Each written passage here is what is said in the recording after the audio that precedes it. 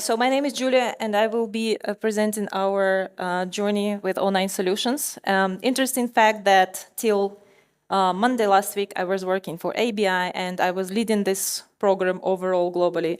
And on Tuesday last week, I joined Online Solutions. So similar to Bill, who was presenting before, who joined first on the supply side and then on the client side. So I have both perspectives, and it's actually very interesting to see that the pain points that I faced as a client, there is an action plan, and L9 is already working on it. So I don't have a, yeah.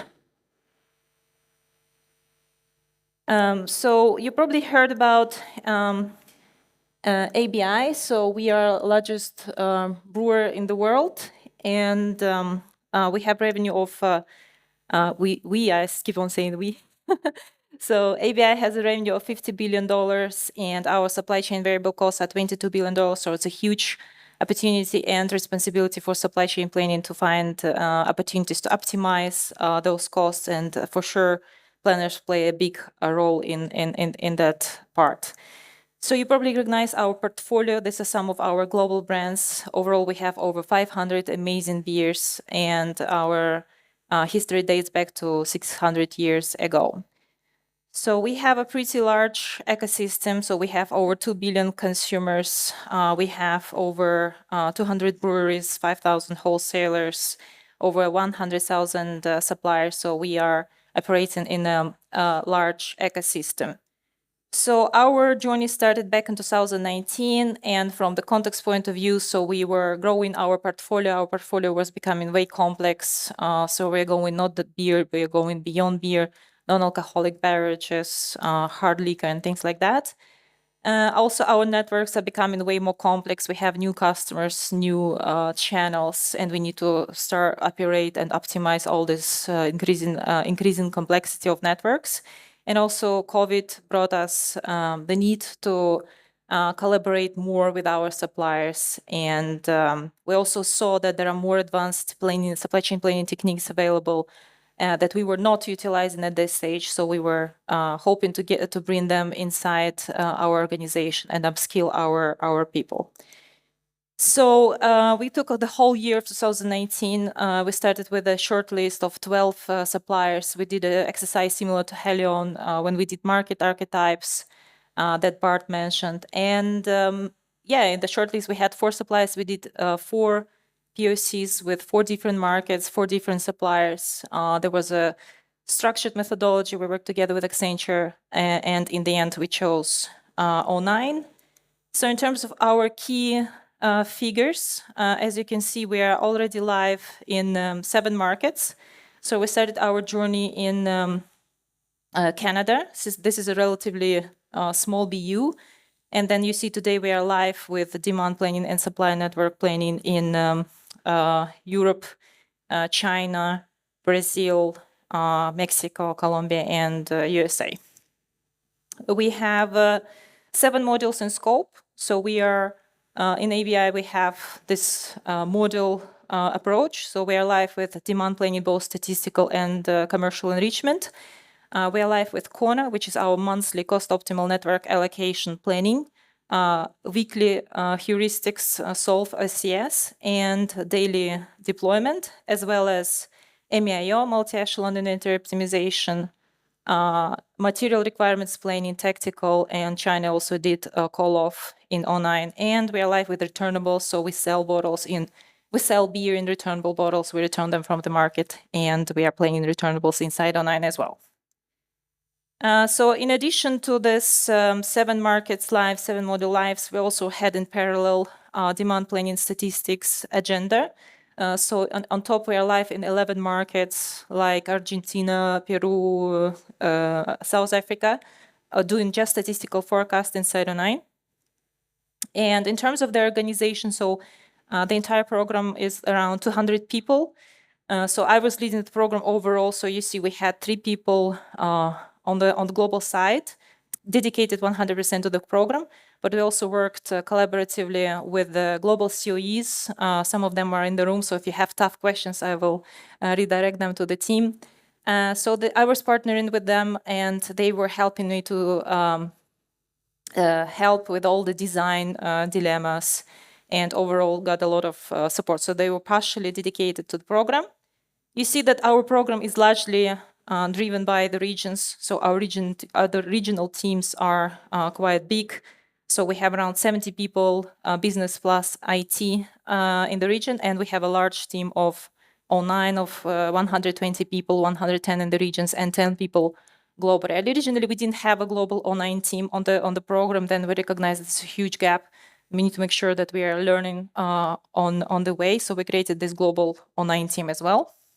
And I get support from IT solutions, 6 people there. So as you can see, we don't have really a partner. We started the journey with Genpact, and they were with us halfway during the first BU, and then we worked directly with online. We went for partners when we really had this need to understand how to transform our business, how to transform our processes, and we felt like we don't know ourselves how we need to do this. So we have been working with Accenture in Brazil, in Colombia and Mexico, and then we're working with Deloitte for demand planning in Europe. So it was cherry picking, but overall, I would say the program we did directly with online. So this is our roadmap. So you see our approach. We had a lot of parallel implementations. So the first thing that we built in Canada, we all immediately started rolling off in other BUs, still continuing to work on the Canada approach. I will have it in my learnings, but basically we chose speed of implementation rather than having a global template solution. We wanted to scale as soon as possible. That was our approach. So I'm a planner. I cannot have a presentation without the numbers, or here are some numbers. So this is our network. So it's quite diverse for those 7 markets. So you see our largest volumes are in Brazil, but for instance, largest amount of brewers we have in China, and then largest amount of SKUs in USA, and Canada, which was first BU. You see it's relatively small compared to other markets. So our approach was we developed first scale solution that could travel alone in Canada. And then we started parallel implementation in China and Brazil. And China and Brazil could use only 50% of what we developed in Canada. So we had to build on top. So China and Brazil, they had more mature processes. They are also more complex markets. So whatever we developed in Canada was not enough for them. So we had to build on top. And as we further traveled around the world, Europe was already benefiting like 70% of what we developed for other markets. USA 80%, and our last market, Mexico and Colombia, they already benefit, and 90% of what we developed in other markets collectively. So in terms of innovations, we actually, we knew that when we chose online, we knew that we're going to build solution together. And today, at least 50% of CP online reference model is shaped through thought leadership, ABI and online together. So many things that we developed, they are now templatized and offered to other clients. So when we started, there was no reference model, there were no building blocks. And now online is learning based on all of this and trying to bring value to the clients as soon as possible. So recommendation is to go with the ref model so that you can capture the value as soon as possible. For us, it was a different story. We knew that we had to create many things from scratch, and that's why, let's say, first implementations also were taking quite some time. So in terms of processes and capabilities, so in demand planning, we did a transformation of our processes. Some of you joined our AI, ML roundtable. Jimena was sharing our pain points. But basically, we centralized the statistical forecast into 2 locations, 2 global locations. And we also have a team of data science who are working on improving algorithms. And then they push those algorithms into those those 2 hubs where the teams that run the statistical forecast. We also introduced segmentation. We introduced some of the best practices. And for us, also the biggest technology enabler was introducing ML, which we didn't have before.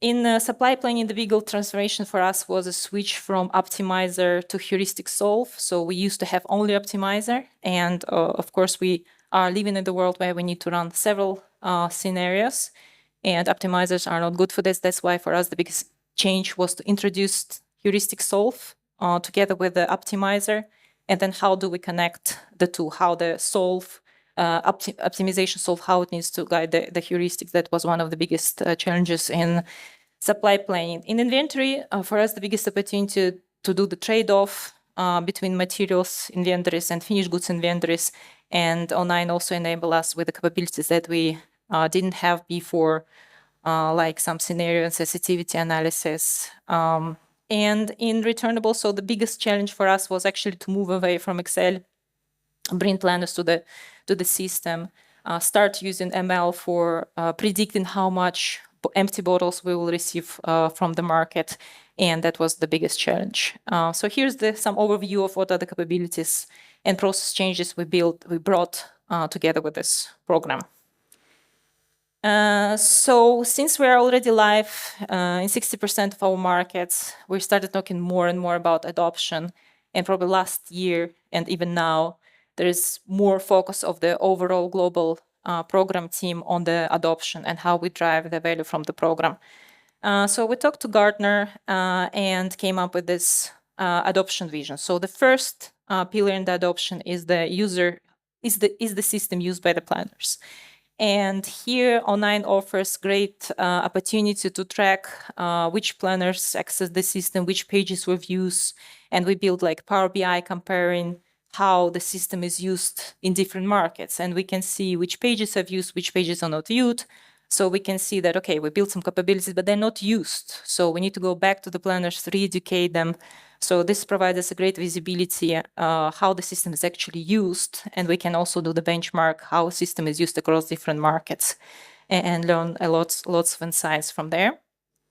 Then in terms of the second pillar is do we actually are we actually using the suggestions from the system? So we started measuring touchless. So this is how much of the system suggestions planner actually accepts versus how much of the suggestions planner overrides, because we invested a lot of money into the solution. And if the planner overrides 80% of this, it doesn't make any sense. So we are tracking this, we're tracking the root causes, why the planner overrides, and we have a holistic action log how to move touchless and increase touchless. It comes with some capabilities training, master data issues. It's a holistic approach. Then, of course, we're looking at business KPIs. So here's some of the numbers, what we were able to achieve in terms of value capture. So we had last year, we achieved $double-digit million in savings. This year, we also commit a double-digit number. We were improving forecast accuracy, KPIs, touchless, allocation efficiency. Our solve run times also decreased big times. Here are some numbers from one of our recent go-lives in Colombia. And then the last point, feedback from the users. So if the system is used correctly, if the planners accept the quality of the plan, if we are reaching the business KPIs, so normally we would expect that our planners are happy with the solution. And so here's some of the rewarding feedback that we got from our end users, how it helped them to run more scenarios, to get more visibility, to get rid of Excel, and intuitive, easy to learn programs. So got some great feedback from the end users. And to support all of this, there is a product functionality roadmap. So all the new developments, capabilities, functionalities that we would like to add to the system, they need to support these pillars, right? So they need to enable more usage of the system, touchless, business value, and also to make planner happy about using the system. So this is our adoption vision. In terms of the learnings, so I think one of the key learnings that we have built partnership relationship with the vendor, and they were really answering all our questions, addressing all pain points, and it was a true partnership approach, and that was the relationship that we built, and it helped us a lot to reach the success that we had. So we went to the globally led organization with regional execution. It worked for us. Some companies choose like more central global team, heavy global team, and then they do the regions they follow. We have history of global having trustful relationship. We show servant leadership to our zones. So this model worked for us. We have impact and influence from global point of view. Therefore, this model worked for us. So we did this trade-off between speed of implementation versus global template. So as a result of this, we do have today some patchy design. So some of the BUs, they have capabilities, other BUs, they don't have capabilities. So last year we had this global template 2.0 project where we were mapping what are the opportunities that we can now cross-pollinate across BUs, so that China doesn't have capabilities of Brazil, we will bring it to China, and so that we kind of try to make all BUs at the same level and utilizing capabilities that were built somewhere else. So we have to do this job now because we had these parallel implementations, and yes, our design is patchy, so now we need to harmonize it. And yeah, we did well, I think, in terms of knowledge, best practice sharing. So we created lots of toolkits from the first implementation. So we had some forums per functions and overall globally where we were sharing all the best practices across BU and who is doing what. So with this approach, it's important to have this knowledge sharing, best practice sharing, because you don't control 100% all and everything that regions are doing. In terms of change management, I would say we didn't do particularly well on change management. I felt like in ABI it was underlooked.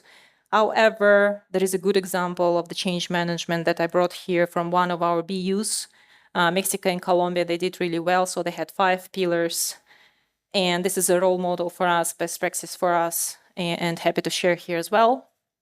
So it starts with the leadership. Leadership are doing lots of videos, interviews, and then they put all those videos, interviews on all the TVs, and it creates like a positive impression that it's coming, it's going to take a lot of effort, it's going to be a lot of change, but there is huge value from this, and everybody's hearing this from all their senior leaders. It's also highlighted in the steer course and communication school and things like that. So leadership needs to be very vocal and present about this upcoming change. Then in terms of communication plan, there were lots of things that they did, different formats, different forums. So overall change management strategy is over-communicate, everything that you do, over-communicate. Q&A, town halls, use all the available channels of communications and never assume that people know all and everything that they should know, repeat it 10 times, and that's the best strategy. It's important to have a very good training plan. So in this BU, we partnered with the external partner to create some training materials. We're also seeing that O9 also have now more and more training materials on their side as well. So it's important to educate planners on the during the program implementations, but also after we are live, to do some refresh training, make sure we have a training for newcomers. And as the planners learn system more and more, they need to learn. They need to have a deeper training. So the training plan needs to continue beyond the go live.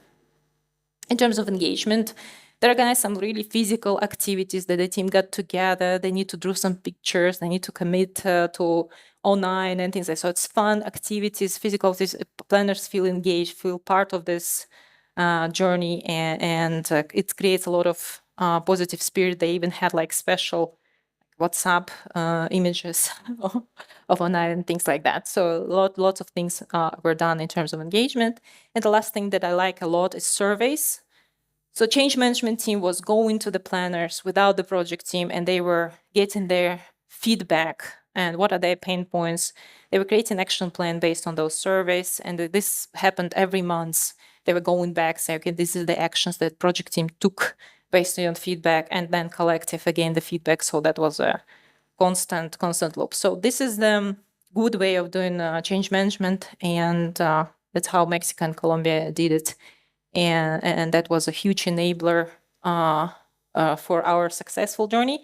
In the BUs where we didn't do change management, we faced way more issues and struggles. also with the NPS survey and things like that. So this is an important factor learning for us. Hopefully you can avoid it. So in terms of our future roadmap, so our journey continues. So this year we have around 15 country module go lives planned. So we are hoping to onboard South Africa. We're going to be live soon with South Korea. And then we're adding more capabilities and more modules. For us, the key focus this year is also supplier collaboration in Brazil and US. So we're going to bring suppliers on board with us. Yeah, and that brings me to the end of the presentations. Here's my contacts. Feel free to reach out. Happy to help. Also now working on the night side. Happy to share all the learnings that we had. Thank you so much.